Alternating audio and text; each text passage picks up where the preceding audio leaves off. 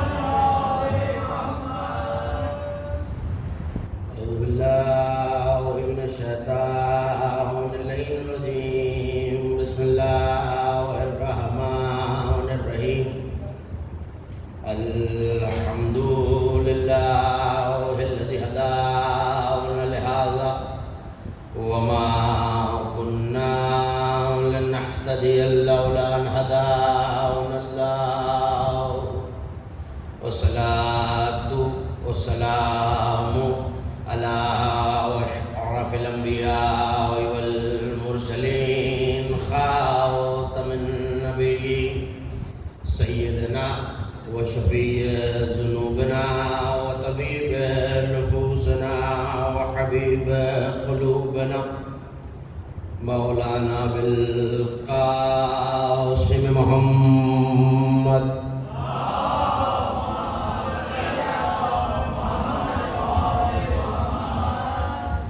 وأهل بيته الطيبين الطاهرين المعصومين المظلومين الميامين الذين ذهب الله عنهم الرجس وطهرهم تطهيرا.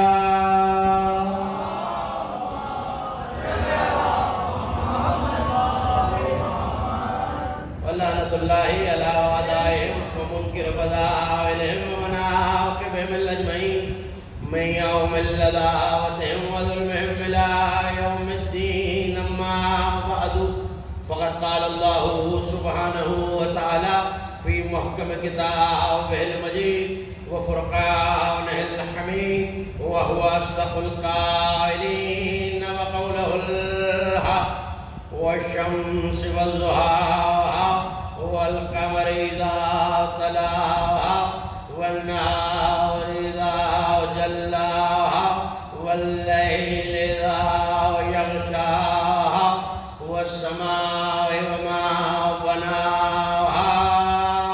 صلوات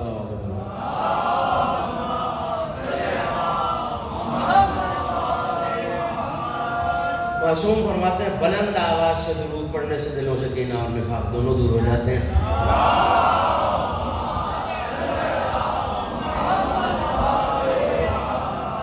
اور دوسری گزارش ہمیشہ کی طرح وہ یہ تھوڑا سا عالی والوں کے درمیان یہ فاصلے اچھے نہیں لگتے. تھوڑی سی زحمت فرمائیں جو جوان ہے کم از کم آ جائیے تھوڑا سا قریب آ جائیے. ان فاصلوں کو کم کر لیجئے. ایک صلوات اور آل محمد کے شایان شان بلند آواز سے پڑھیں.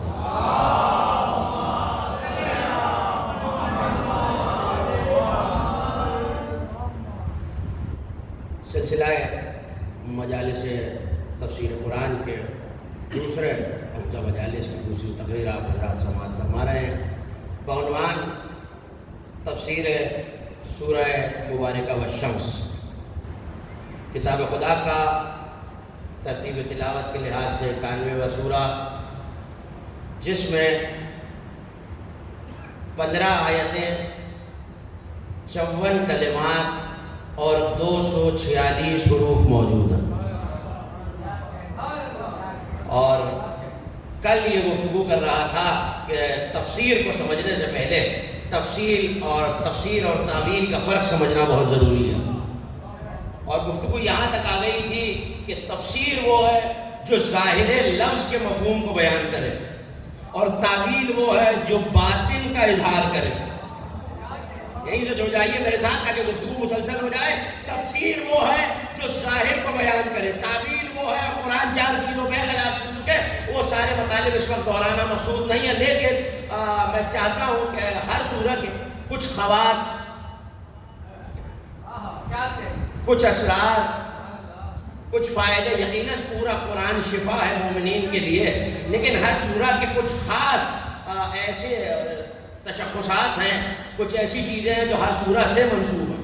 اور سورہ مبارکہ والشمس کے بارے میں علماء نے اور مفسرین نے احادیث نبوی اور ائمہ معصومین کے اقوال جمع کیے, اور وہ اقوال یہ ہیں کہ جو اس سورہ کی تلاوت کرے گا, اس رخ سے بھی ہمیں یاد رکھنے کی ضرورت ہے سورہ شمس کی فضیلت, کہ جو اس کی تلاوت کرے گا, آیتیں کیا کہہ رہی ہیں, والشمس وضحاہا, قسم ہے سورج کی اور اس کی روشنی کی, قسم ہے چاند کی جب وہ اس کے پیچھے آئے. تو نبی نے فرمایا کہ جو شخص اس کی تلاوت کرے گا اللہ اس کے اجر میں ان تمام چیزوں کے برابر جگہ دے گا جس پہ سورج اور چاند روشنی ڈالتے ہیں.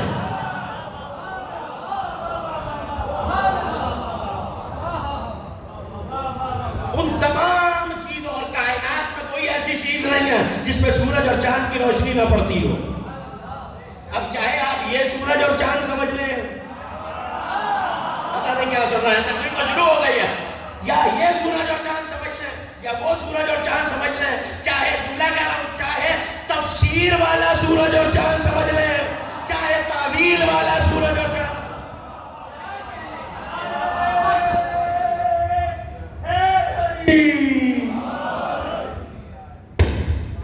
جن جن چیزوں پہ سورج اور چاند میں صلوات پڑھیے بابا,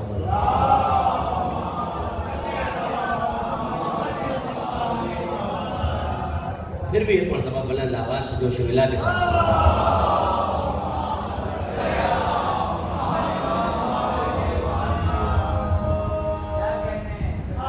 حدیث معصوم نقل کی, صاحب صافی سے لے کر صاحب تفسیر قرآن, تفسیر المیزان, سب نے یہ جنہوں نے بھی سورہ کے خواص پہ کتابیں لکھی, اور علماء نے باقاعدہ اس موضوع پہ کتابیں لکھی ہیں کہ کون سے سورہ کے کون سے خواص.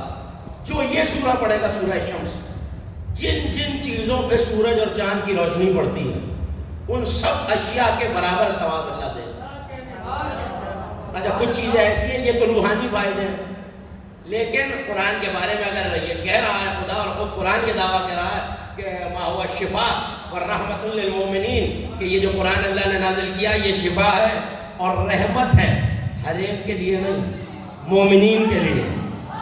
ولا یزید الظالمین الا خسارا, مومن پڑھے گا تو رحمت ہوگی, ظالم پڑھے گا تو رحمت نہیں ہوگی, خسارہ بڑھ جائے گا. مومن پڑھے گا تو رحمت, ظالم پڑھے گا تو اس کے لیے خسارہ ہی خسارہ ہے. جو اسے پڑھے گا, تو علماء نے اس کے فوائد لکھے جو حدیث نبوی میں موجود ہیں, اور بہت سی چیزیں ایسی ہیں جو ظاہر کے ممبر کا موضوع نہیں ہوتی, لیکن کسی مقام پہ شاید کسی مومن کے کام آئے اور وہ دعا کا باعث بن جائے, تو اس لیے عرض کر دوں یہ آزمودہ نسخہ ہے حدیث معصوم کے مطابق اور علماء کے تجربات کے مطابق, کہ کوئی شخص اگر عارضہ قلب میں مبتلا ہو اور اس کے جسم میں راشا یا لرزش ہو, تو اس سورہ کو زعفران سے, جو کھانے کا برتن ہوتا ہے, اس میں لکھ کے دھو کے پی لے, اللہ اسے ثبات قلب عطا کرے گا.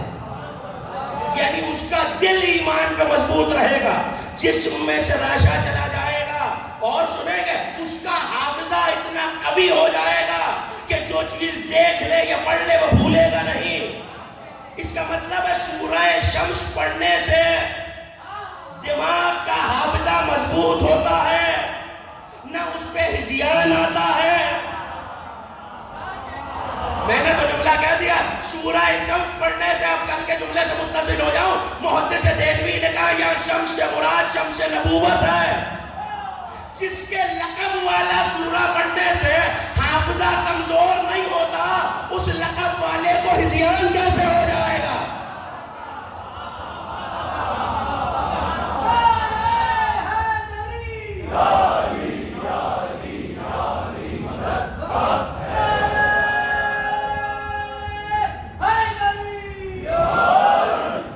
اسی مقصد سے میں آپ کو یہاں تک لایا. مجھے آپ کو ایک نقطے تک لے جانا ہے. حافظہ وسیع ہوگا، جس کام کے لیے ارادہ کرے گا اس میں کامیاب ہوگا. یہ سب احادیث ائمہ اور احادیث رسول ہیں جنہیں مفسرین نے اپنی تفسیروں میں لکھا ہے. دھوکے پی لے، عارضہ قلب گیا. بہت سی بیماریاں علماء نے لکھی ہیں. لرزش چلی گئی، حافظہ قوی ہو گیا، ذہن مستحکم ہو گیا، ثبات قدمی آ گئی. اور کیا آیا؟ جس کام کے لیے ارادہ کرے گا. آخری چیز جو علماء نے لکھی، جس کے لیے میں نے زحمت دی سورہ کے خواص کے لیے، وہ یہ ہے کہ اللہ اگر اس کو توفیق نہیں ہوگی. آپ دعا میں سنتے ہیں پڑھنے والے پڑھ کے گئے اور بعد میں آنے والے نے یا کسی دعا کرانے والے نے جشن میں مجالس میں دعا کرائی کہ پروردگار آپ کی توفیقات میں اضافہ کرے. بتانا یہ ہے کہ یہ توفیق کیا ہے.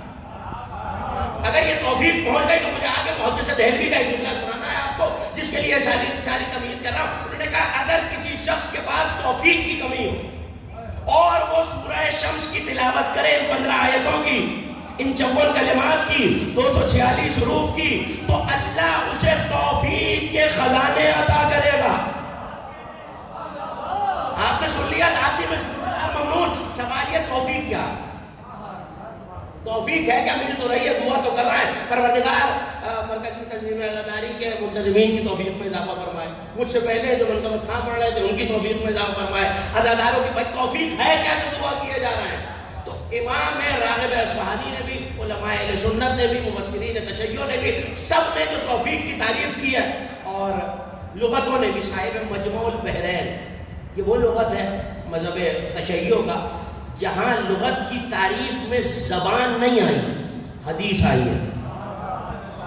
یعنی اگر کوئی لفظ آیا اس کے مادے میں جتنی احادیث معصوم سے مروی ہیں ان احادیث سے استفادہ کر کے معنی بیان کیے گئے. لکھنے والے سید فخر الدین ترینی بہت بڑے محدث گزرے اور ان کے کئی مختل کی کتابیں بھی موجود ہیں. انہوں نے بھی، اور امام راغب اصفہانی، ایک حوالہ اپنے مسلک سے دے دیا اور ایک عالم اسلام سے. سنیے کہ توفیق کیا ہے.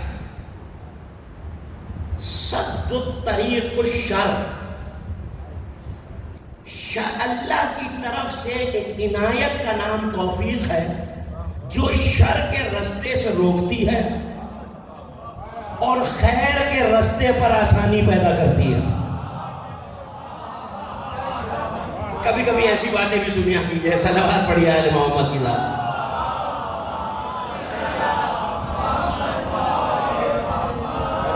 مجلس میں کل عرض کیا تھا کہ تفاسیر کی مجالس کا مزاج عام مجالس سے ذرا مختلف ہوتا ہے اور بڑے دقیق مطالب، چونکہ تذکرہ قرآن ہے اور اس کا مزاج تھوڑا سا مختلف ہے، لیکن مشکل کشا کے ماننے والوں کو گھبرانے کی ضرورت نہیں ہے.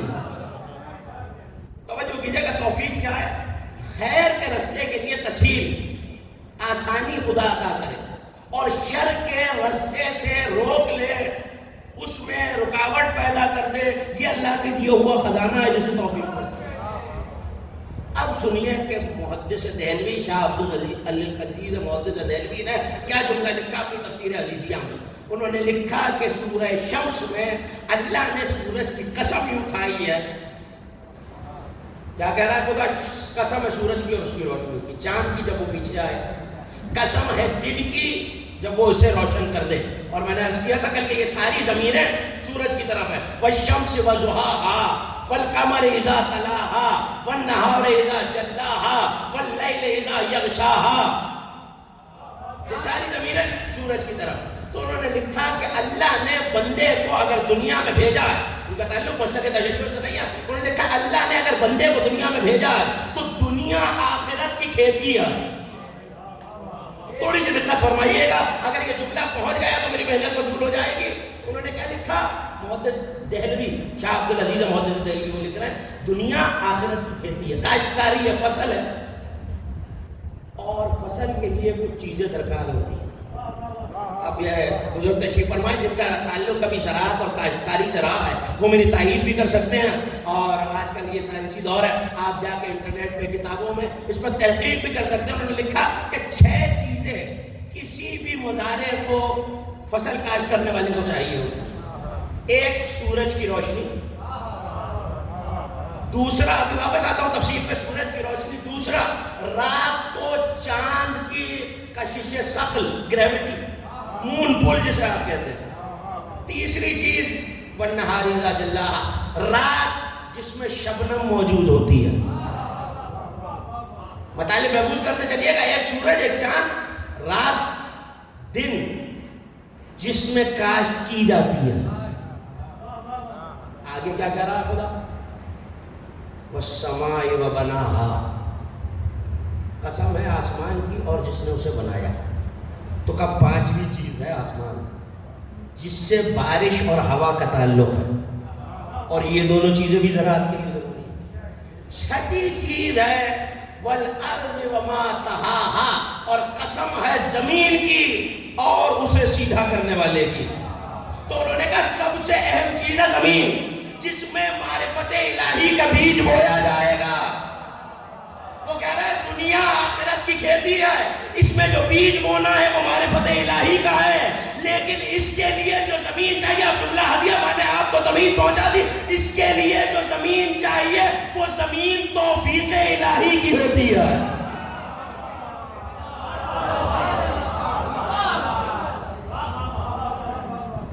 شمس، قمر، دن، رات، آسمان، زمین. اب تفصیل سن لیجیے. توفیق الہی کی زمین میں معرفت الہی کا بیج بونا ہے، اس کے لیے شمس چاہیے. تو جیسے انہوں نے کہا کہ اس شمس کو اس شمس سے مثال دینے کی کئی وجوہات ہیں. کل یہ عرض کیا تھا میں نے کہ رسول کو شمس کیوں کہا ہے، یہ تو سب جانتے ہیں کہ رسول کو شمس کہا ہے. کہا کیوں ہے، بحث اس پہ کرنی ہے. اگر دل چاہ رہا ہے تو ایک صلوات اتنی بلند آواز سے پڑھیں کہ مجھے پتہ چلے آپ آمادہ.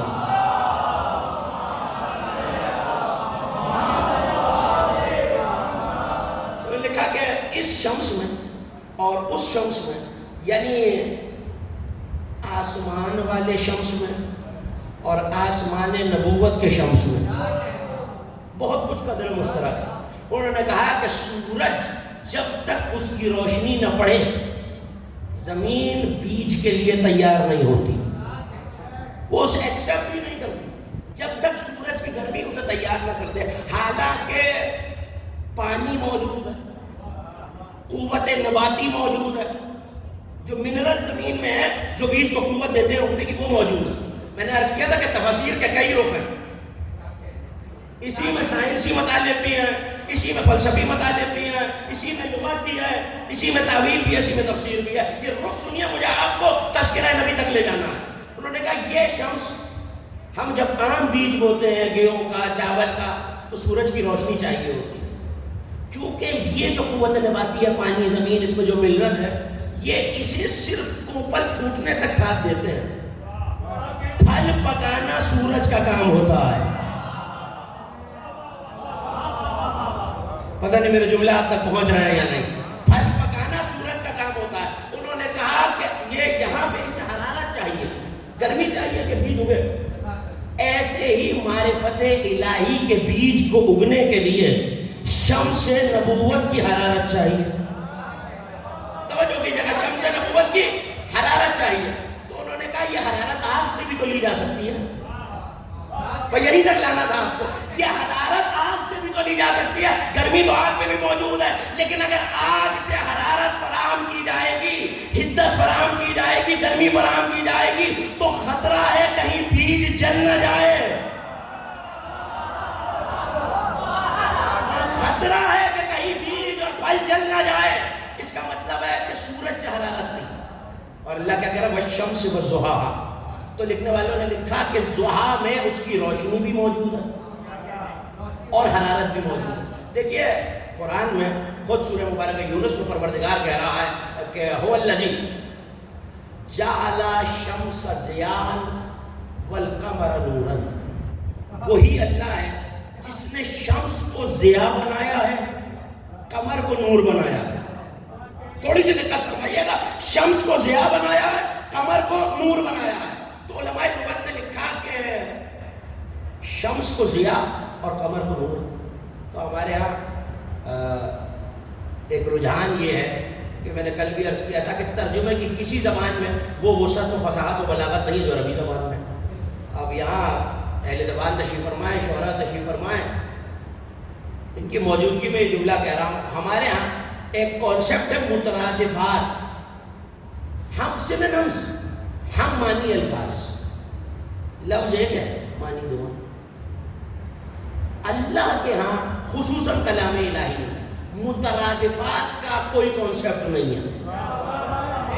ممبر سے کہہ رہا ہوں، بڑی ذمہ داری سے کہہ رہا ہوں، اگر دو الفاظ کے، کل بھی عرض کیا تھا، دو الفاظ کا ایک ہی معنی ہے تو دو میں سے ایک بیکار بنا ہے، اور جو بیکار خلق کرے وہ صاحب حکمت نہیں ہوتا۔ اس کا مطلب ہے یہ قریب المانی ہے، ہم مانی نہیں ہے، یعنی ایک جیسے نہیں ہے، قریب قریب ہے، قریب قریب ہے۔ تو علماء لغت میں علامہ گیلانی نے مترادفات القرآن میں کتاب لکھی، انہوں نے لکھا کہ نور کے بہت سے روشنی کے نام ہیں، وہاج روشنی کا نام ہے، سراج روشنی کا نام ہے، نور روشنی کا نام ہے، ضیاء روشنی کا نام ہے۔ یہ چاند کو نور کیوں کہا، سورج کو ضیاء کیوں کہا؟ کہنے لگا فرق آپ کے حوالے کر رہا ہوں، انہوں نے کہا ضیاء وہ روشنی ہوتی ہے جس میں روشنی کے ساتھ حرارت بھی موجود ہو، یعنی گرمی بھی موجود ہے، اور نور میں صرف روشنی ہوتی ہے۔ وہ کہتے ہیں نور اور نار کا مادہ ایک ہے، روٹ ورڈ ایک ہی ہے، مگر نور اور نار کا فرق کیا ہے؟ نور میں روشنی ہوتی ہے، حرارت نہیں ہوتی، نار میں روشنی بھی ہوتی ہے، حرارت بھی ہوتی ہے، لیکن نار اور نور کا فرق کیا ہے؟ وہاں حرارت ہے، وہاں حرارت نہیں ہے۔ آپ کہیں گے ابھی تو آپ کہہ رہے تھے ضیاء میں حرارت ہوتی ہے، تو ضیاء اور نار میں بھی فرق ہے، بات مشکل تو نہیں ہو رہی، ضیاء اور نار میں بھی فرق ہے، ضیاء میں بھی نور بھی ہے، حرارت بھی ہے، نار میں بھی نور بھی ہے، حرارت بھی ہے۔ جس میں نور زیادہ ہو حرارت کم ہو وہ ضیاء ہوتی ہے، جس میں حرارت زیادہ ہو روشنی کم ہو وہ نار ہوتی ہے۔ میں تجربہ میں نوجوانوں کے لیے آسان کر دوں، آگ جلی ہوئی ہے، اب روشنی آگ میں زیادہ ہوتی ہے یا حرارت زیادہ ہوتی ہے؟ آگ میں گرمی زیادہ ہے، روشنی کم ہے، ضیاء میں روشنی زیادہ ہے، حرارت کم ہے۔ سورج کی دھوپ کتنی بھی گرم ہو آگ سے زیادہ گرم نہیں ہوتی، آگ کتنی بھی روشن ہو دھوپ سے زیادہ روشن نہیں ہوتی۔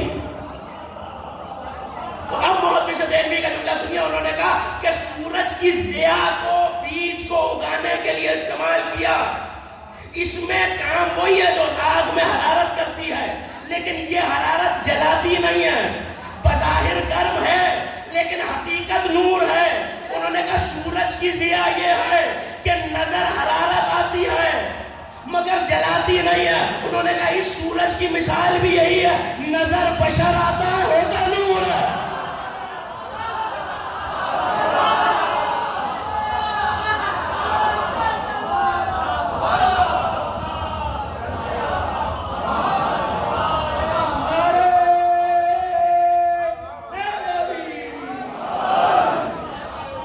مشکل بات ہے، آپ نے سماعت فرمائی، تصدق و عطائے کرتے پائے حضرت حجت، آپ کو پہنچانے میں کامیاب بھی ہوا، پروردگار آپ کی ارشادات سماعتوں کو سلامت رکھے۔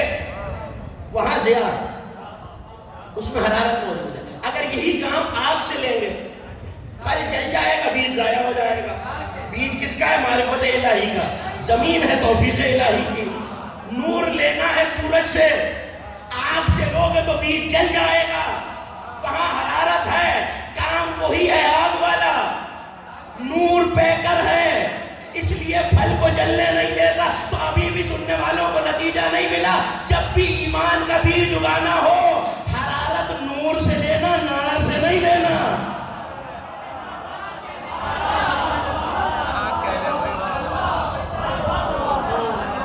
بالکل تازہ تر مطالب آپ کے حوالے کر رہا ہوں، حرارت نور سے لینا، نار سے نہیں لینا۔ یہی واپس آؤں گا، نور کیوں کہا؟ تو انہوں نے کہا شمس نبوت، قلب نبوت، دو معنی انہوں نے عرض کیے تھے، اور کل تفسیر تک آپ کو پہنچایا اور تعویل بیان کی، وہ بھی علماء اہل سنت کے حوالے سے۔ امام حاکم حسقانی صاحب شواہد التنزیل، انہوں نے لکھا کہ شمس رسول، قمر علی، یہ تفسیرات کئی ایک مجالس میں علماء خطبہ وائزین سے سنتے رہے۔ شمس نبوت، قمر علی ولایت، وہاں مصطفیٰ شمس نبوت، قمر ولایت۔ کیوں کہا شمس؟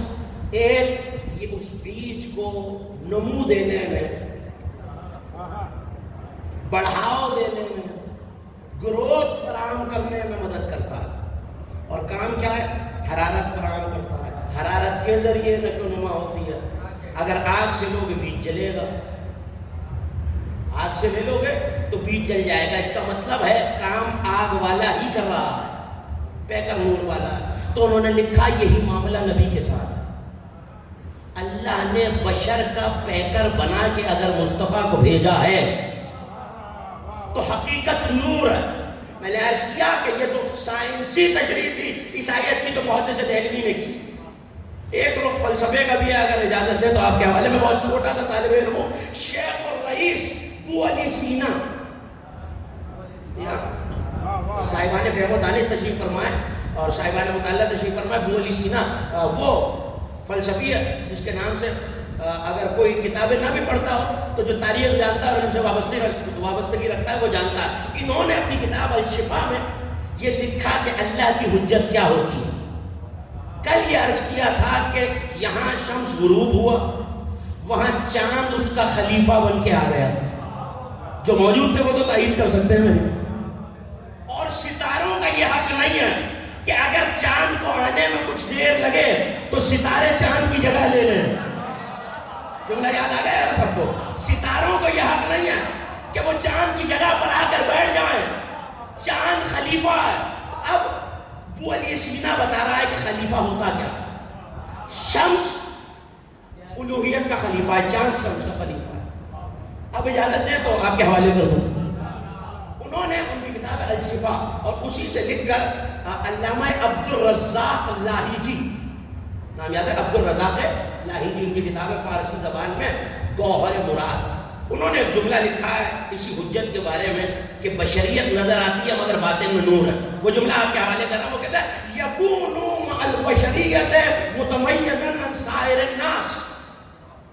یہ جو اللہ کی حجت اور اللہ کا خلیفہ ہے، یہ بشریت کے ساتھ ساتھ بشر نظر آنے کے باوجود تمام بشروں سے ممتاز ہوتا ہے، ہر بشر سے ممتاز ہوتا ہے۔ وجہ کیا ہے؟ وہ وجہ آپ کو سنانی ہے۔ کیوں؟ اس کے معاملات قدسی ہوتے ہیں، اس کی کرامات الہی ہوتی ہیں، اللہ کی طرف سے ہوتی ہیں، معاملات قدسی ہوتے ہیں۔ قدسی اللہ کی قدوسیت کا مطلب ہے اس کا بے جسم ہونا۔ خدا جسم نہیں رکھتا، جسم نہیں رکھتا، ہاتھ رکھتا ہے۔ میرا جملہ ظاہر ہو گیا تو مجھے افسوس رہ جائے گا۔ جسم نہیں رکھتا، ہاتھ رکھتا ہے۔ جسم نہیں رکھتا، کان رکھتا ہے۔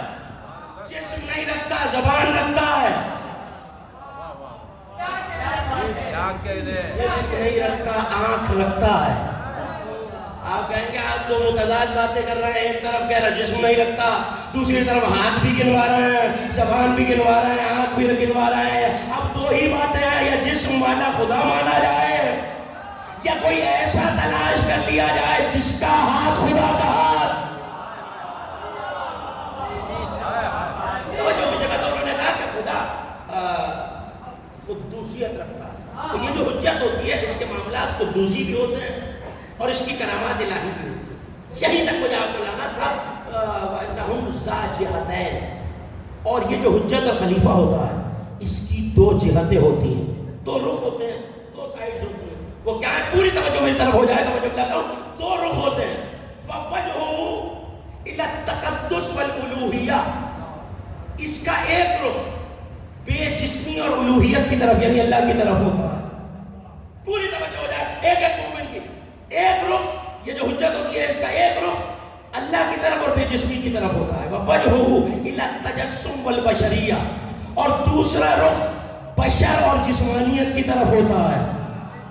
تو ابو علی سینا نے لکھا اس کا مقصد کیا ہے؟ یہ خلیفہ مخلوق اور خالق کے درمیان وسیلہ ہے۔ ایک رخ الہی ہے، ایک رخ بشری ہے۔ کرتا کیا ہے؟ الہی رخ سے اللہ سے لیتا ہے، بشر والے رخ سے بشر کو دے دیتا۔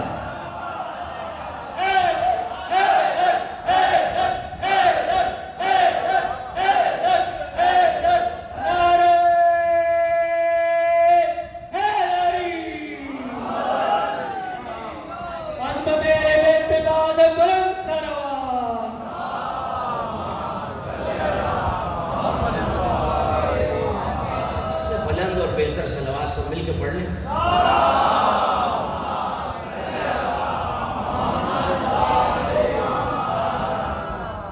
وہ جملہ بھی آیا ہی نہیں جس کے لیے میں نے آپ کو زحمت دی.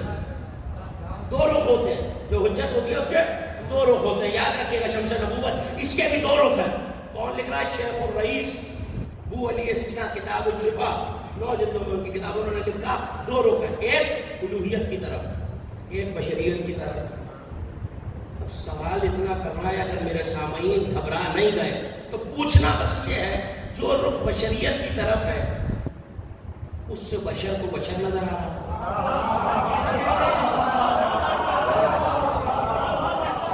مجھے نہیں پتا جملہ کس تک پہنچے گا کس تک نہیں پہنچے گا، مگر چہرے ضرور بتا دیتے ہیں کہ جملے پہنچ رہے ہیں. جو رخ بشریت کی طرف ہے اس سے تو بشر کو بشر نظر آئے گا. پوچھنا یہ ہے، جو رخ خدا کی طرف ہے اس سے کیا نظر آئے گا؟ مجھے تو کام لینا سمجھ نے دیا.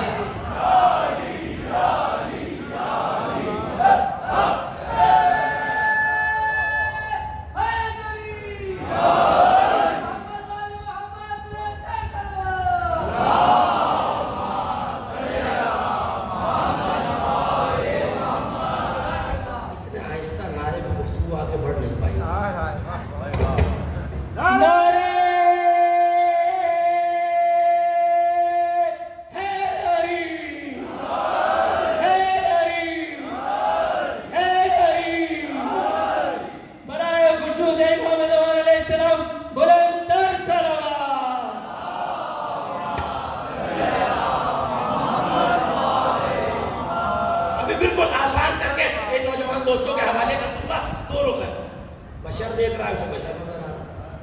ایک رخ خدا کی طرف ہے. مجھے نہیں پتا کہ خدا کس نظر سے حجت کو دیکھ رہا ہے.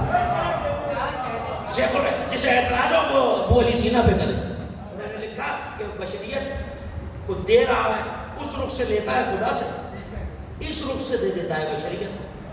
وہ کہتا ہے یہ بشریت جو بشر کو نظر آ رہی ہے یہ اس کا حقیقی روپ نہیں ہے. حقیقی روپ وہ ہے جو خدا کی طرف ہے. اور عاجز آ کے اسی جملے کے لیے زحمت دی، جملہ آپ کے حوالے کرو. عاجز آ کے مجھے کہنا پڑے گا یکون انسانا ربانیا اور رب انسانیا. یہ دو رخ بتاتے ہیں، یا یہ انسان ہے رب جیسا یا رب ہے انسان جیسا. چمن چمن کلی کلی، چمن چمن کلی کلی، وسیع وسیع بلی بلی، ان کے مولا کا نام لیا گیا. وسیع وسیع بلی بلی،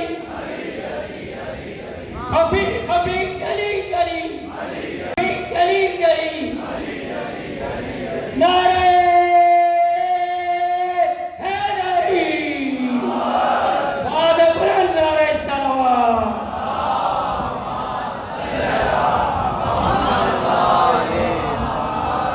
یکون انسانا ربانیا اور رب انسانیا. یا یہ انسان ربانی ہے یا یہ رب انسانی. ابو علی سینا کو بھی پتا تھا چہروں پہ حیرت آ جائے گی، تو آگے فوراً لکھا کہ رب انسانی سن کے نہ گھبرائے زمانہ. یہ رب انسانی بالکل ویسا ہی ہے جیسے اللہ کا بندہ قنوت میں کھڑے ہو کے دعا کرتا ہے، پالنے والے میرے باپ پر رحم کر جیسے انہوں نے مجھ پہ رحم کیا، اور ان کی ربوبیت کر جیسے انہوں نے میری ربوبیت کی ہے.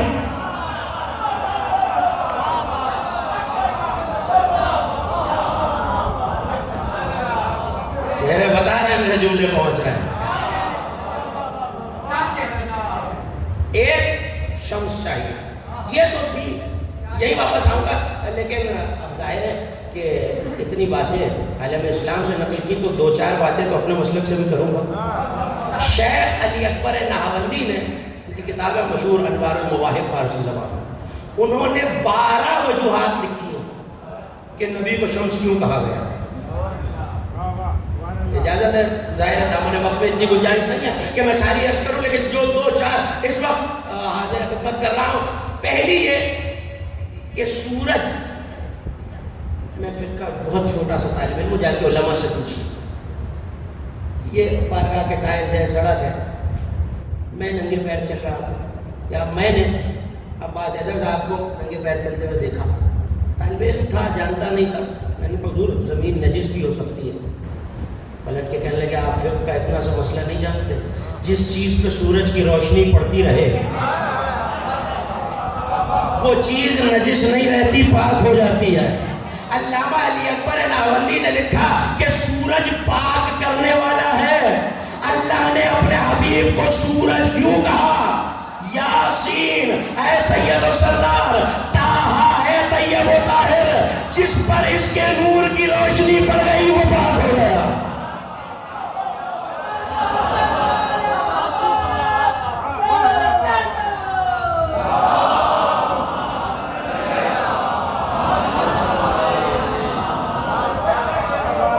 خدا جانے جو زبان شان رسالت میں بھی نہ بولے وہ کب بولے گی۔ اس کا نور جس پر پڑ گیا وہ طاہر ہو گیا۔ تو جیسے وہ سورج پاک کرنے والا، یہ تو نور الہی کا سورج، اس سورج کو گہن لگتا ہے، اس سورج کو گہن نہیں لگتا۔ آگے انہوں نے لکھا، شیخ علی اکبر ناوندی بہت ساری وجوہات لکھی، ان میں سے ایک ہے کہ سورج کی روشنی جس پہ پڑے پاک ہو جاتا، اس سورج کی روشنی بھی، اس کی ضیاء بھی جس پہ پڑے وہ پاک ہو جاتا۔ دوسرا یہ کہ سورج عالم مبصرات، لفظ سن لیجیے گا میں تشریح کرتا ہوں، عالم مبصرات کا چراغ ہے، یعنی جو چیزیں نظر آتی ہیں انہیں روشن کرتا ہے۔ یہ سورج عالم معقولات کا چراغ ہے، یعنی جو چیزیں عقل میں آتی ہیں کہ انہیں روشن کرتا ہے۔ لیکن مطلب کیا ہے مبصرات اور معقولات کا مطلب کیا ہے؟ مبصرات جو نظر آئیں، مجھے سورج کی روشنی نہیں نظر آتی، اندھیرا نظر آتا ہے، ظہر کی نماز پڑھ لوں، یہ مبصرات ہے۔ مجھے خدا نظر نہیں آ رہا مگر مان رہا ہوں، یہ معقولات ہے۔ نہیں اب میں جملہ کہہ دوں، مجھے نہیں پتا آپ جملہ کیسے سنیں گے۔ یہ سورج عبادات روشن کرتا ہے، وہ سورج عقیدے روشن کرتا ہے۔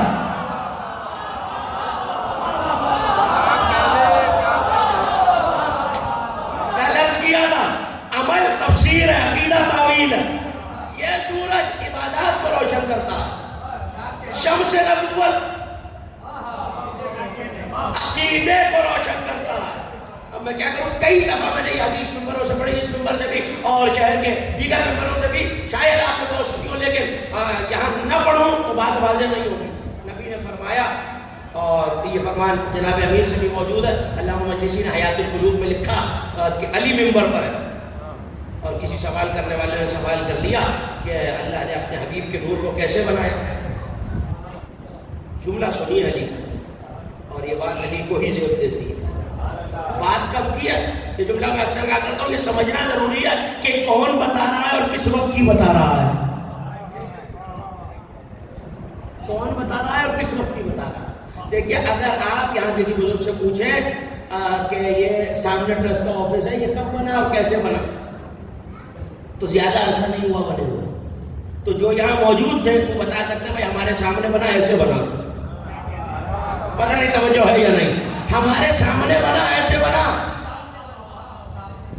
لیکن اگر میں کسی ایسی شے کے بارے میں سوال کروں جس پہ کوئی شاہد اور گواہ موجود نہ ہو، سامنے بنا ہی نہ ہو، جب بن رہی تھی کوئی موجود ہی نہیں تھا، سوال ہو رہا ہے خلقت مصطفیٰ کا۔ علی کرے کانا اجلا کانا، بس کچھ نہ تھا، نہ عرش نہ کرسی نہ لوح نہ قلم نہ آسمان نہ زمین، وہ تھا۔ پوچھنے والے نے پوچھا کب تھا، کیا وقت تھا؟ کانا اجلا کانا، وہ تب بھی تھا جب تھا بھی نہیں تھا۔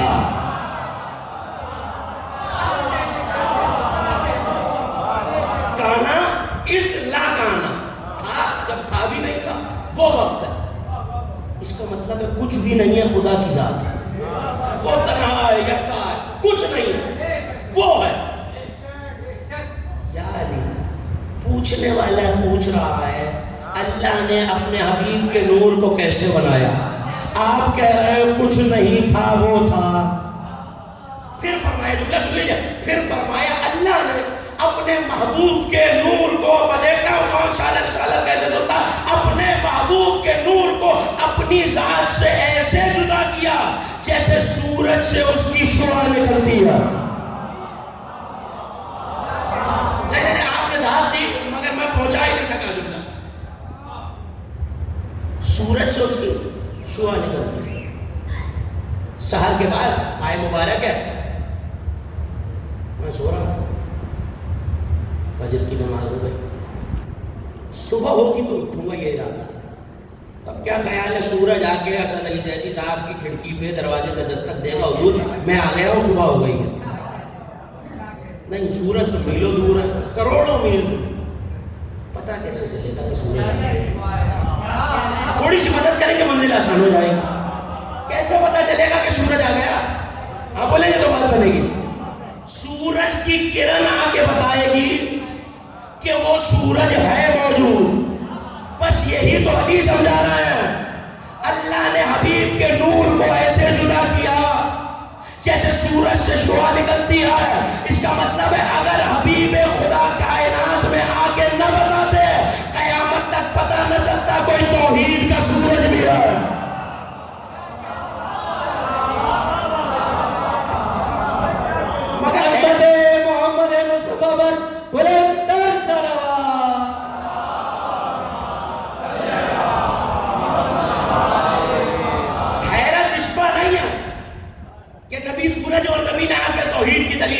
حیرت اس پر آیا، علی پوچھنے والا پوچھ رہا جب نبی کا نور جدا کیا تو جو پہلا نور جدا ہوا وہ تو مصطفیٰ کا ہے۔ میرا ساتھ دے کہ میں ہاتھوں کو جوڑ کے علی سے پوچھ لوں کہ علی آپ نے ابھی کہا وہ تھا جب کچھ نہ تھا بھی نہیں تھا، تب اس نے نور مصطفیٰ کو نکالا، تو جب کچھ نہیں تھا تو آپ کہاں تھے؟ آپ تو ایسے بتا رہے ہیں جیسے کھڑے دیکھ رہے تھے۔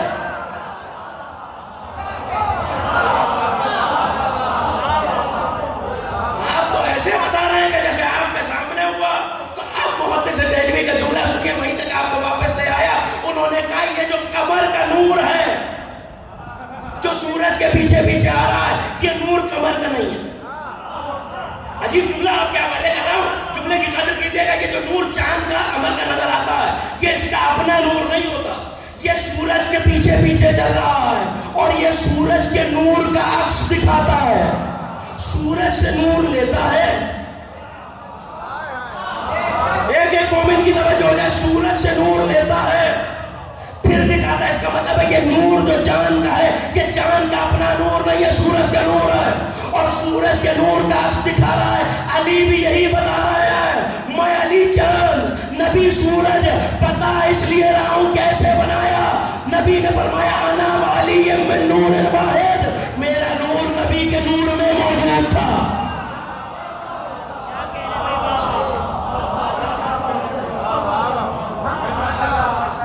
مصطفیٰ کے نور میں موجود تھا جب جدا کیا، اس لیے بتایا۔ لیکن شاہ عبد العزیز محدث دہلوی کیا کہہ رہا ہے کہ چاند کا نور کسبی ہوتا ہے، سورج سے لیتا ہے۔ یقیناً آپ حیرت سے مجھے دیکھ رہے ہیں تو کیا علی کا نور کسبی ہے؟ علی کا اپنا نور بھی موجود ہے، لیکن بڑی ذمہ داری سے جملہ کہہ رہا ہوں اور بڑی نازک منظر، علی کا نور اس دنیا میں ظاہر نہیں ہوا جب تک رسول رہے۔ علی کا علم، یہ حیرت ہونی بھی چاہیے، علی کا علم، یہ جو دعویٰ سنونی آپ سن رہے ہیں، اور میں اکثر یہاں ایک جملہ کرتا ہوں بزرگوں سے معذرت کر کے نوجوانوں کے لیے، یہ تصحیح ہونی ضروری ہے کہ سنونی کا اگر ترجمہ کیا جا رہا ہے پوچھو،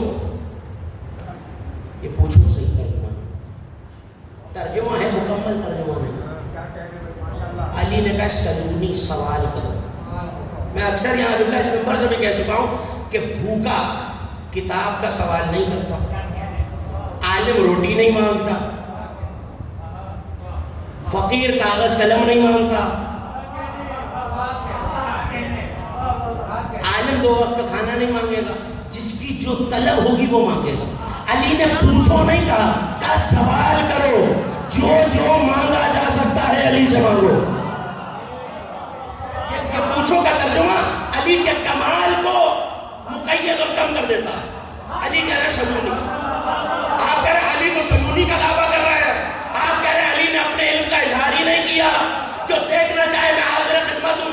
کئی دعوے ہیں کئی الفاظ کے ساتھ اسی سلونی میں. سلونی ان ترک السما، پوچھو آسمان کے رستے پوچھو. سلونی من فی تحت الثری، پوچھو زمین کے نیچے کیا، پوچھو آسمان کے رستے کیا ہیں. کہ ابو طالب کا بیٹا آسمان کے رستوں سے زمین کے رستوں سے زیادہ واقف ہے. پوچھو علم الہی کیا ہے. یہ جو دعویٰ علی کر رہے ہیں یہ دعویٰ علی سے پہلے مصطفیٰ کر چکے ہیں سلونی کا. میں کہہ رہا ہوں جو سوال کرنا جائے گفتگو کرنا جائے میں حاضر خدمت ہوں. رسول کا وسیع ہونے کی حیثیت سے سلونی کا دعویٰ کیا ہے. آپ کہیں گے دلیل کیا ہے؟ یہ علی کا علم نہیں ہے. نہیں، یہ علی کا علم نہیں ہے، علی کا علم مخفی ہے. یہ وہ نور ہے جو سورج سے لے کے چاند دکھا رہا ہے. اسی لیے منبر سے کہا جملہ آپ کے حوالے، سلونی سلونی ھذا لعاب رسول اللہ. پوچھو، یہ علی نہیں بول رہا. سوال کرو، علی نہیں بول رہا. مانگو، علی نہیں بول رہا. یہ مصطفیٰ کا لعاب بول رہا ہے.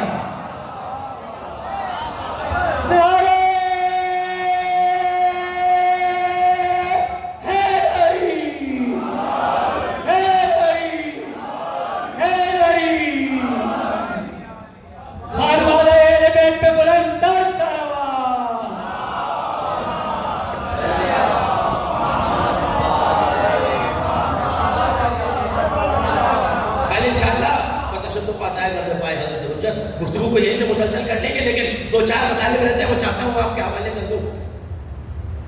ایک سورج کی روشنی جس پہ بات بھولی تو ہے نا، جس پہ روشنی پڑتی ہے وہ پاک ہو جاتا ہے. دوسرا یہ سورج نظر آنے والی چیزوں کو روشن کرتا ہے.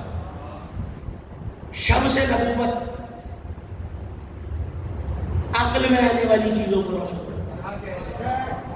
یہ جو چاند کسب فیض کسب نور کر رہا ہے اور سورج کے نور کا عکس بنا ہوا ہے. علی بھی اس دنیا میں عکس رسالت بن کے رہے. آپ کہیں گے تو پھر علی کا نور، علی کا علم، علی کی حقیقت کہاں ہے؟ جملہ کہہ دوں اگر اجازت ہے. لڑائی جھگڑا کبھی سورج کے نکلنے میں نہیں ہوتا.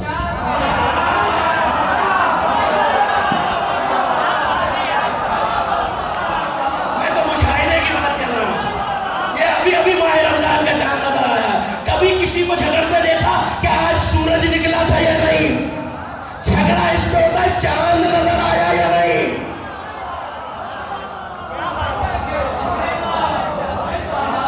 اب میں تو بڑی سامنے کی بات کر رہا ہوں، چاند نظر آیا یا نہیں. اب یہ اپنا اپنا شرف ہے. بعض اوقات کچھ کو پہلے نظر آ جاتا ہے، کسی کو نہیں آتا. جھگڑا سورج پر ہے، چاند پر ہے. اور سورج روزانہ، توجہ، اس کے لیے کسی کتاب، کسی حدیث، کسی تحقیق کی ضرورت نہیں ہے. بالکل سامنے کہ سورج نکلتا آپ نے بھی دیکھا ہے، میں نے بھی دیکھا ہے. ڈوبتا آپ نے بھی دیکھا ہے، میں نے بھی دیکھا. سورج روزانہ نکلتا ہے، ایک ہی طرح نکلتا ہے، اسی آب و تاب کے ساتھ نکلتا ہے. یہ روپ بدل بدل کے نہیں نکلتا.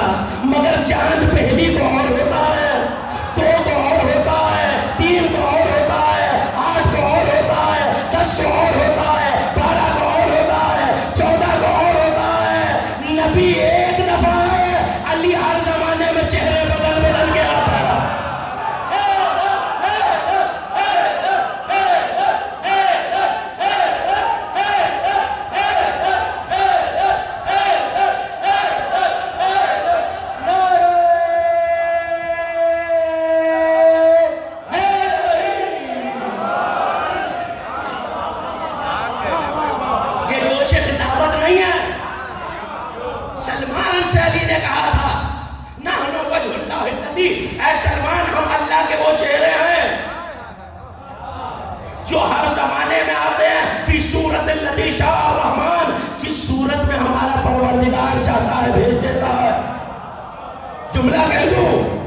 کبھی آدم کی توبہ قبول کرانے آتے ہیں، کبھی نوح کی کشتی پار لگانے آتے ہیں، کبھی نار نمرود بجھانے کے لیے آتے ہیں، کبھی عیسیٰ کو سلیم سے بچانے کے لیے آتے ہیں، کبھی موسیٰ کو دریا پار کرانے کے لیے آتے ہیں، کبھی نبی کے بلاوے پہ خیبر میں آتے ہیں.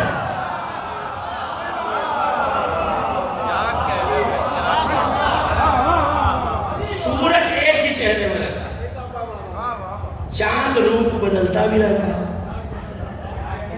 پہلی کو اور ہوتا ہے، دو کو اور ہوتا ہے، اور یہ اپنی جانب سے نہیں ہے، وہ تفسیر ہے وہ جو مفسرین نے جو تعویلات و تفسیرات جمع کیا اس میں یہ تفسیر بھی محدث دہلوی نے کہ چاند اپنے چہرے بدلتا رہتا ہے. اب ان کی نظر میں وہ چاند تھا، ہماری نظر میں اور چاند ہے. چہرے بدل بدل کے چاند آتا ہے، ہر زمانے میں آتا ہے، اور بڑھتے بڑھتے بڑھتے بڑھتے کامل ہو جاتا ہے. سورج چاند کا عکس ہے، چاند خلیفہ ہے سورج کا، چاند عکس ہے سورج کا. سورج سے روشنی لیتا ہے چاند، سورج کی وہی روشنی رات میں دے دیتا ہے. تو اس کا مطلب ہے جو شخص سورج کا دشمن ہو، چاند بھی اس کا دشمن ہے. جو سورج میں نقش نکالے اس نے چاند کی برائی کی، اور جس نے چاند کو برا کہا، بھئی چاند کا نور اپنا نور تو نہیں ہے، وہ سورج کا ہی نور ہے، تو سورج سے ہی مستعار لیا ہوا ہے. تو اگر میں چاند کی برائی کر رہا ہوں تو میں نے سورج کی تعریف نہیں کی. ابھی بھی زمانہ نہیں سمجھا، علی کا دشمن نہیں ہے، مصطفیٰ کا دشمن ہے.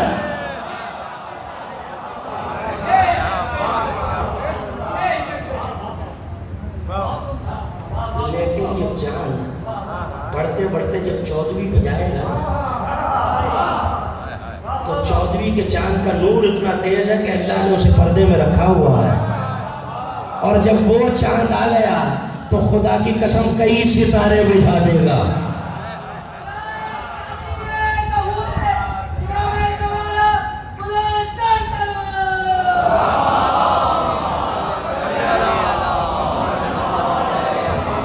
پھر بھی جوش ولا کے ساتھ بلندر صلوات پڑھیے سب مل.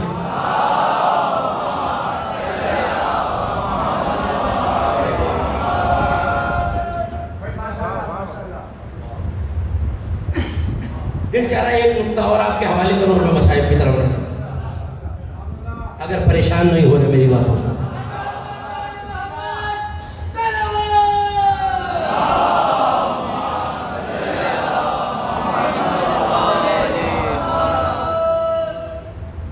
تیسری بات، ابھی تک دو باتیں جو شیخ علی اکبر نہاوندی نے بتائی ہیں، اور کل محدث دہلوی کی اسی کاشتکاری کی بات تک آپ کو لے آؤں گا. انہوں نے لکھا کہ یہ جو سورج حدیث ہے امام کی، پوری توجہ ہو جائے، بڑا اہم نتیجہ آپ کے پہلے کر رہا ہوں. حدیث ہے امام کی جسے شیخ مفید نے الاختصاص میں لکھا. اور وہ حدیث کیا ہے کہ یہ جو سورج ہے، آپ کا سورج، یہ دن میں 4 سجدے کرتا ہے. اور یہ قرآن کی آیت ہے، سورہ مبارکہ حج میں اللہ کہہ رہا ہے الم ترى سجد له من في السماوات ومن في الارض والشمس والقمر. اے میرے حبیب کیا آپ نہیں دیکھتے کہ جو کچھ آسمانوں میں ہے اور جو کچھ زمینوں میں ہے اس کا سجدہ کرتا ہے. سورج بھی سجدہ کرتا ہے، چاند بھی کرتا ہے. آیت ہے، روایت ہوتی تو یہ کہہ کے منہ موڑ لیتا کہ راوی ضعیف ہے. آیت ہے، ماننا مجھ پہ بھی واجب، آپ پہ بھی واجب. اب کروں تو کیا کروں، میں نے تو سورج کو سجدہ کرتے نہیں دیکھا. وہ بتائیں جنہوں نے دیکھا ہو. تو امام معصوم نے کہا 4 حالتیں ہیں جو سورج آپ کے جسم کی طرح سجدہ نہیں کرتا. جس وقت وہ اللہ کے عرش کے قریب آ کر اظہار ذلت اور خضوع کرتا ہے، یہ سورج کا سجدہ. جاتا کہاں تک ہے؟ عرش تک. یہ جملہ یاد رہے گا تو لطف آئے گا. سورج کو کتنی بار عرش تک جاتا ہے؟ 4 بار دن میں، اور وہاں جا کے سجدہ کرتا ہے. یہ حدیث معصومہ جو دیکھنا چاہے میں حاضر خدمت. سورج ایک دن میں 4، بولیں گے تو بات بنے گی، 4 مرتبہ ایک دن میں 4 مرتبہ. یہ ماہ رمضان ہے، اور نبی کی حدیث ہے کہ شعبان کبھی 30 کا نہیں ہوتا اور رمضان کبھی 29 کا نہیں ہوتا. آپ مجھے گھبرا کے دیکھ رہے ہیں، ہم نے تو کئی مرتبہ 29 کا رمضان دیکھا اور 30 کا شعبان دیکھا. آگے نبی نے فرمایا کہ یہ رویت کے مسائل کی وجہ سے اللہ نے تمہارے لیے آسانی پیدا کی ہے، ورنہ شعبان کی حقیقت 19 دن کی ہے اور رمضان کی 30 دن کی. تو 30 رمضان کے دنوں میں روزانہ تھوڑی سی مدد کریں کہ مجھے آسان ہو جائے گی. 4 بار عرش پہ جاتا ہے، ایک دن میں 4 بار، 10 دن میں 40 بار، اور مہینے میں مجھے نہیں پتا روایتیں اور مجلسیں کسے یاد رہتی ہیں اور کسے نہیں یاد رہتی. یا باقاعدہ اللہ کی ذات تشریف فرمائے 28 تاریخ کو رجب کی سفر امام حسین کی مجلس میں اسی منبر سے آپ کو بتایا تھا اب سورج اس سورج میں اور اس سورج میں ربط کیا ہے؟ یہ سورج 120 مرتبہ عرش پہ جاتا ہے اور امام نے فرمایا اللہ نے اپنے حبیب کو 120 معراجیں کرائی ہیں.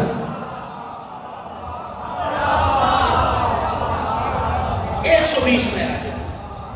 جو جملہ جس کے لیے میں نے آپ کو جمع وہ جملہ سن لیجیے. اور یہ سورج 4 سجدے کرتا ہے بلا رکوع، سجدہ کرتا ہے رکوع نہیں کرتا. اس کا مطلب ہے نماز نہیں پڑھ رہا، سجدہ کر رہا. سارے ارکان نماز پورے نہیں، صرف سجدہ کرتا. بس اسی حدیث تک لانا تھا، تقریر تمام ہو گئی. جیسے دل چاہے روایت سنیے. علامہ شہر اشوق نے اس روایت کو لکھا اور علماء اہل سنت نے بھی لکھا. صاحب الدر النظیم نے لکھا کہ ابن عباس روایت کرتے ہیں. اگر پریشان ہے تو میں روایت کل پیش کروں. صلوات پڑھ دیجیے بلند آواز سے.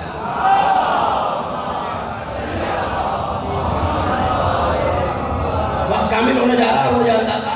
توجہ کیجیے گا، آخری روایت ابھی ختم ہو گئی. سورج سجدہ کرتا ہے مگر رکوع نہیں کرتا. ابن عباس رضی اللہ تعالیٰ عنہ نے روایت کی کہ سجد رسول اللہ 5 سجدات بلا رکوع.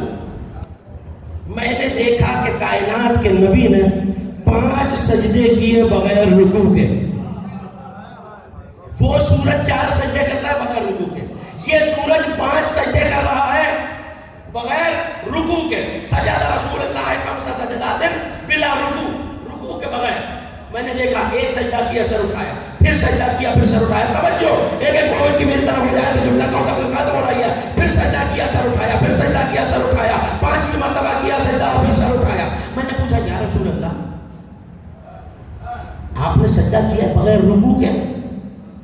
رکوع کے بغیر کیسا سجدہ؟ یاد رکھیے گا، یہ شخص 4 سجدے کرتا ہے بغیر رکوع کے، یہ شخص 5 سجدے کرتا ہے رکوع کے بغیر. وجہ کیا ہے؟ ابن عباس نے پوچھا کہ ابن عباس ابھی جبرائیل آئے تھے. جبرائیل نے مجھ سے کہا ان اللہ یحب علی، اللہ علی سے محبت کرتا ہے. میں نے سجدہ کیا،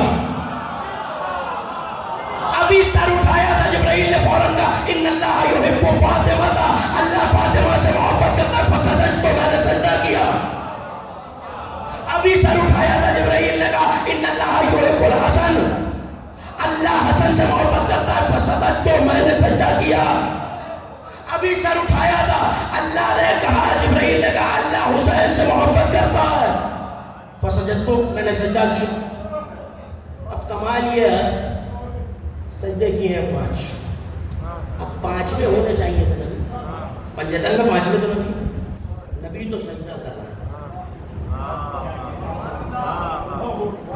نبی تو خود سجدہ کر رہے ہیں. علی کی محبت میں سجدہ کیا. اللہ سیدہ سے محبت کرتا ہے سجدہ کیا، حسن سے کرتا ہے سجدہ کیا، حسین سے کرتا ہے سجدہ کیا. 5واں سجدہ کس لیے کیا یا رسول اللہ؟ ابن عباس نے بھی بڑی جلدی پوچھا اور آپ بھی حیرت سے مجھے دیکھ رہے ہیں. 5واں سجدہ کس لیے کیا؟ ابن عباس نے پوچھا مولا 5واں سجدہ کس لیے؟ کہ اللہ نے جبرائیل سے کہلوایا ان اللہ یحب من یحبہم، اللہ ان سے بھی محبت کرتا ہے جو ان سے محبت کرتے ہیں.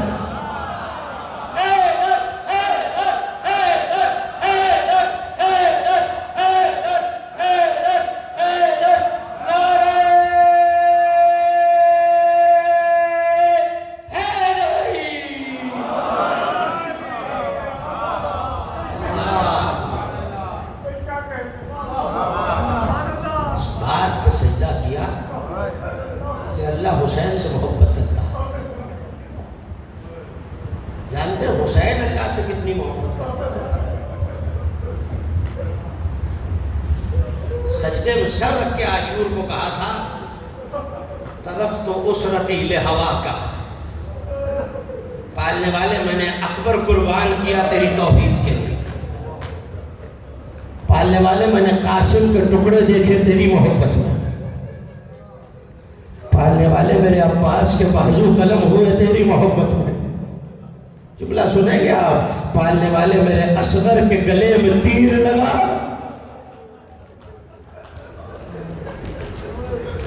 میں نے صبر کیا تیری محبت میں. اور ایک منزل وہ آئی کہ جب حسین نے تنہا رہ گیا زہرا کا لال، علماء مقاتل نے لکھا فنظر یمینا ورنہ نظر یسارن ایک مرتبہ حسین نے دائیں دیکھا بائیں دیکھا اور آواز دے کے کہا ہے میرے شیروں کوئی ہے جو حسین کا رہوار رہا ہے؟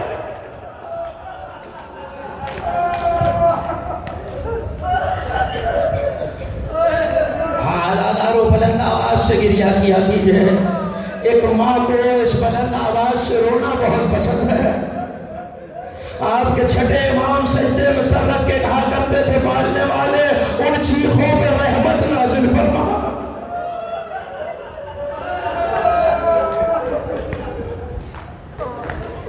اجرکم اللہ۔ حسین دائیں بائیں دیکھتے تھے کہ شاید اکبر سوار کرائیں، شاید عباس بازو تھامے، مگر جملہ سنیں گے عزادارو، ایک ہاتھ حسین کے شانے پہ آیا۔ اب جو پلٹ کے دیکھا تو زینب کبریٰ کی آواز آئی، کیا ہوا اگر اکبر نہیں؟ زینب تو ہے۔ کیا ہوا اگر عباس نہیں؟ زینب تو ہے۔ خدا کسی بہن پہ یہ دن نہ لائے۔ حسین سوار ہوئے اور اب جو رہوار کو ایڑ لگائی تو حسین کا رہوار آگے نہ بڑھا۔ کہے نانا کی سواری میں جانتا ہوں تو تھک گیا ہے، مگر اب حسین تجھے زحمت نہیں دے گا، اب حسین تجھے زحمت نہ دے گا۔ ایک مرتبہ رہوار نے اپنی گردن کو پچھلی ٹانگوں کی طرف جھکایا تو دیکھا حسین ایک بچی ہے جو صبح سے لپٹ کے کہتی ہے نہ جاؤ بابا، صبح سے جو گیا ہے وہ واپس نہیں جائے۔ اجرکم اللہ۔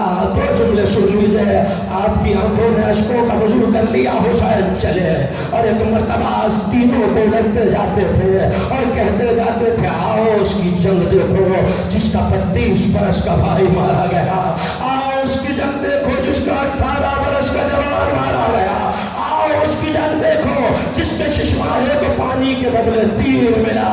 لڑتے لڑتے وہ حملہ کیا کہ مقاتل نے لکھا فوج کوفے سے ٹکرائی، مگر لڑتے لڑتے ایک آواز آئی عشق حسین خدا کے پاس ہے، اور خدا کا عشق حسین کے دل میں تھا۔ لڑتے لڑتے آواز کار نہ تھا، مطمئن نفس والے پلٹا، بس حسین نے تلوار کو میان میں رکھا، مگر علماء نے لکھا آسمانی آواز کے ساتھ ایک آواز مقتل سے بھی آ رہی تھی، میرے لال کب تک لڑے گا، ماں انتظار کر رہی۔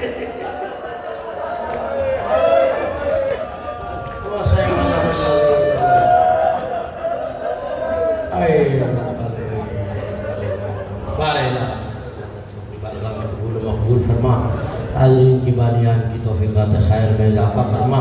جو کوئی بھی جو مومن اس فرش عزا پہ جو حاجت لے کے آیا ہے، پروردگار تجھے واسطہ ہے شہید سید الشہداء کا ان کی حاجتوں کو پر لا۔ ہمارے بزرگ ہمارے عزیز مولانا رضا حیدر رضوی کے والد افتخار حیدر صاحب بے دلیل ہیں، ان کے لیے ایک مرتبہ دعا فرما دیجئے، اور جو مومن و مومنات دلیل ہیں ان کے لیے پروردگار ان سب کو شفاء کاملہ اور عاجلہ عطا فرما، پرچم اسلام کو سربلند فرما، پرچم کفر و نفاق کو سرنگو فرما، اس ملک پاکستان کو جس میں ہم حسین کی عزاداری کرتے ہیں، تیری عبادت کرتے ہیں، میرے مالک تجھے واسطہ ہے سید الشہداء کا، اسے ہر عزادار ہر محب اہل بیت کے لیے امن کا گہوارہ بنا دے۔ ہماری لاکھوں کروڑوں اربوں دعاؤں کی سب سے بڑی دعا یہی ہے، ہمارے وارث کے ظہور میں تعجیل فرما تاکہ ہم قرآنی حقائق حضرت کے قدموں میں بیٹھ کے سن سکیں۔ ربنا تقبل منا انک انت السمیع العلیم بجاہ محمد و اہل بیتہ الطیبین الطاہرین۔